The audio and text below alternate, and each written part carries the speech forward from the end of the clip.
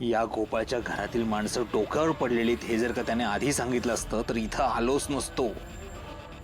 त्या फुलाबाईला देऊ का एक गोळी आणि कायमचा आराम? बघत काय बसलायस? चालता येत ना.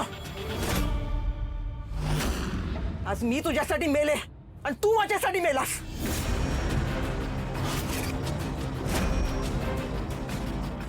काय बोलतेस काय? 20 वर्ष घरापासून लांब होतो. अहो मरतच होतो की. कुठे जगत होतो. तुझ्या आठवणी जीव तिळ तुटायचा ग माझा.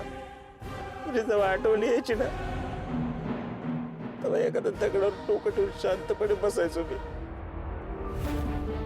मला वाटायचं दगडाच्या ठिकाणी तुझी मांडी आहे. तुझं कधी पण डोक्यावर ना हात येईल. ते सध्या कुरवाड आठवणी यायची का तुझी? तुझ्या आठवणीमध्ये तुझ्या बायच्या सगळ्या बायकांची सेवा करायचो मी. आई एका झटक्यात म्हणली ना मला तू मला मी तू. अगं इथं घरी येण्याची किती स्वप्न बघितली होती. इथं आलो किती सगळ्यांची सेवा करेल तुझी सेवा करेल पण कसलं काय. मला तुम्हा सगळ्यांना सोडून नाही जायचंय ग.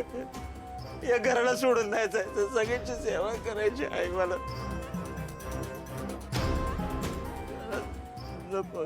हाकलून देऊ पायाची पाया पडतो.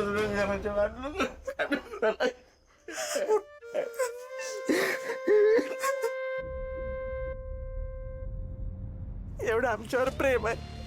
आईवर प्रेम आहे. माझं का वागतोस तू?